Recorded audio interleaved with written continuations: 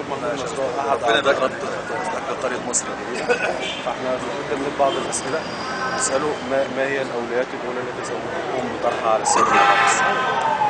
بسم الله الرحمن الرحيم، الحمد لله والصلاة والسلام على رسول الله. إن شاء الله احنا بنلجأ لله سبحانه وتعالى أولا قبل أي شيء، ربنا سبحانه وتعالى يوفقنا لخدمة مصر الجديدة وضوابطها بإذن الله. أول حاجة هنتكلم فيها القرية. الملف القرية ملف ساخن، وبقالنا 20 سنة بنجري في القرية والأوراق بتدل على كده، ولكن للأسف حقنا مهضوم.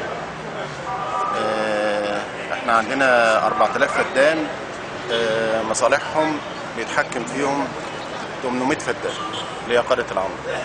فمن حقنا احنا كمساحة 4000 فدان ان احنا ناخد حقنا.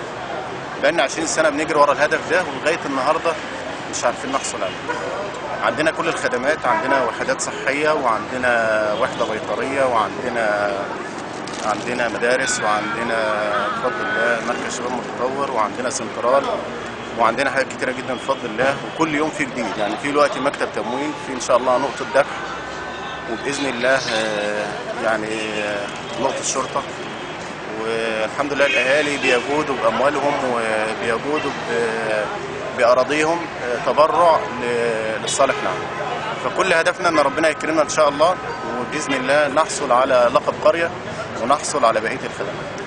من الملف الثاني ان شاء الله الصرف الصحي. احنا عندنا دلوقتي احنا بنسبح في بحر من المجاري، لان صار في كل البلاد اللي حوالينا سواء قرى او مدن كلها تتجمع قدام محطة طرمبات مصر الجديدة. كل هدفنا ان شاء الله ان يتعمل عندنا محطة معالجة، في نفس الوقت طيارة للصرف الصحي ان شاء الله. الملف الثالث اللي هو الكهرباء. الكهرباء عندنا سيئة جدا، ممكن الكهرباء تقطع باليوم والاثنين. غير كده الكهرباء ضعيفة جدا، وبتضر بالأجهزة وبتضر بالطلبة اللي بيمتحنوا.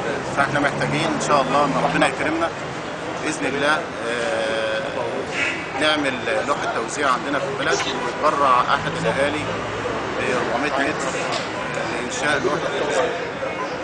الملف الرابع اللي يخص أولادنا وصحة أولادنا وصحة الناس الكبيرة، اللي هو القرى اللي هي بيصرف فيها القرى. زي ما احنا اتفقنا ان في كل البلاد بتتجمع صرفها عندنا ترعة الطهري، محتاجين لها تغطية نهاية ترعة الطهري اللي هي داخل الكتلة السكانية. فده المطلب الرابع ان شاء الله، محتاجين ربنا يكرمنا ان شاء الله ونحصل على اذن بتغطية نهاية ترعة الطهري. كله بأمر الله يعني. طيب سيد، ماذا لو تم القبول او الرفض؟ ده بأمر الله سبحانه وتعالى. في حين القبول القبول يبقى الحمد لله ربنا وفقنا. طب الرفض ردة فعل الشباب؟ الرفض لو شوية كنا جبنا يفض تانية، عايزينك تنزل عايزينك تنزل. لا هو مش هم رايحين جايبين دي ونهم قاعدين كده بس. هو مش هو هيدي لك رد بعد النسبة دي، يعني في وقت محدد.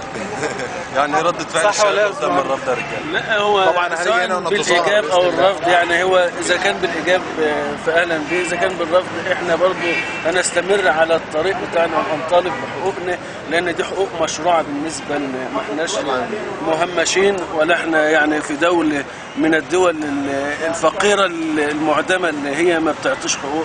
لا احنا لنا حقوق وعلينا واجبات، احنا بنقدم واجباتنا وبنطالب بحقوقنا، فلا بد ان احنا نستمر على هذا النهج ونطالب بحقوقنا مهما يكلفنا ذلك ومهما الوقت يطول. فلا بد ان احنا نطالب بحقوقنا، وان شاء الله باذن الله عشمنا في وجه الله سبحانه وتعالى وفي المسؤولين كبير، وان هم بيعملوا جاهدين لاجل نهوض هذه البلد باذن الله ان شاء الله. الله ينور عليك يا جماعه. طيب يا جماعه، ايه الموقف لو المحافظ في موضوع القريه فرض علينا امر الاستثناء؟ امر ايه؟ الاستثناء، سواء كان استثناء من مقر شرطه او نقطه عموديه او استثناء الزمام الزراعي.